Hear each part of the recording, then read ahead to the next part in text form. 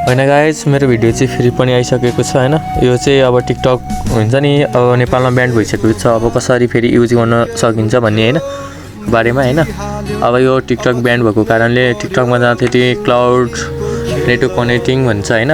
अब त्यो चाहिँ अब टिकटक ब्यान्ड भइसकेपछि अब नेटवर्कहरूलाई एक्सेस नगर्ने बनाएको हो क्या। जस्तै नेपाल दूरसञ्चार प्राधिकरणले होइन टिकटकलाई चाहिँ अब नेटवर्क एक्सेस नदिएको हो क्या केहीबाट पनि नेपालमा।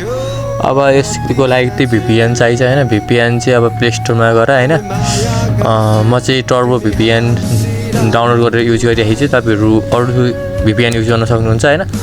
अनि भिपिएन डाउनलोड भइसकेपछि अब हुन्छ नि, मैले डाउनलोड गरिराखेको थिएँ।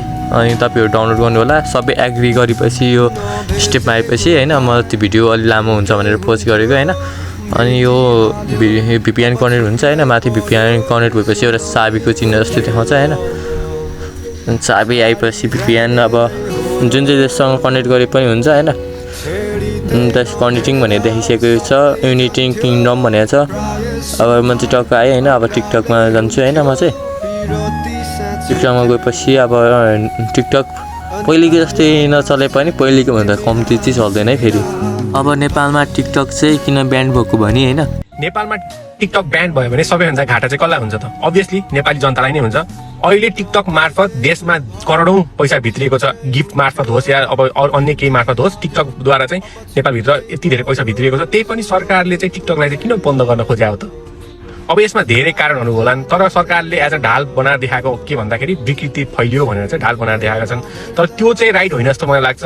अब यो विकृति फैलाउनेहरूको चाकमा गएर दुई तीनजनाको चाकमा डन्डा घुसाइदिने भने अरूहरू आफै लाइनमा आउँछन् होइन। तर मेन कुरा के छ भन्दाखेरि यहाँ विकृति भन्दा पनि टिकटकले सरकारलाई नै डर छ।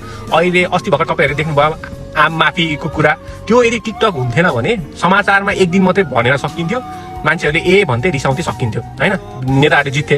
तर टिकटकमा के हुन्छ, दिनदिनै त्यही आएको छ, दिनदिनै त्यही आएको छ। आउँदा आउँदा यस्तो भइसक्यो कि मान्छेहरू कराउन सुरु गरे, भन्न सुरु गरे। उनीहरूले अनि आफ्नो डिसिजन फेर्नु पर्यो नि त। अब त्यस्तै अरू घोटाला, 500 करोडको घोटाला, 100 करोडको घोटाला कति टिकटकमा सुनिराखिन्छ। हुँदा हुँदा माओवादीको मान्छेहरूले आफ्नो गुप्त अङ्ग पनि देखाउन थाले। अब त्यस्तो कुराहरू सानो तिनो प्लेटफर्म अब अरू ठाउँमा भएको भए, फेसबुकमा भएको भए, युट्युबमा भएको भए त्यत्तिकै हराएर जान्थ्यो। किनकि 60% भन्दा धेरै नेपालीहरूले त्यति फेसबुक युट्युबहरू त्यति चलाउनुहुन्न होइन। टिकटकमा त अब सबैले थाहा हुने भयो।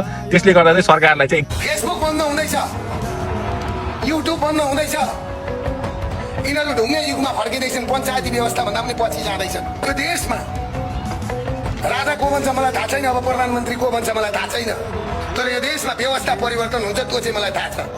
व्यवस्था परिवर्तन हुने बित्तिकै व्यवस्था परिवर्तन जुन दिन हुन्छ त्यो रात तपाईँहरूको 20 लाख भन्दा मुनिको ऋण मिना हुन्छ। त्यो रात मिना हुन्छ।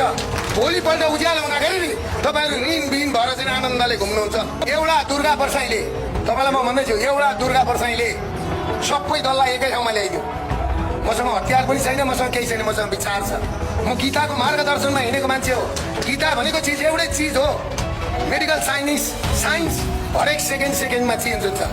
गीता भनेको आजसम्म एउटा अक्षर पनि 10,000 वर्षमा चेन्ज भएको छैन पञ्चायती व्यवस्था भन्दा।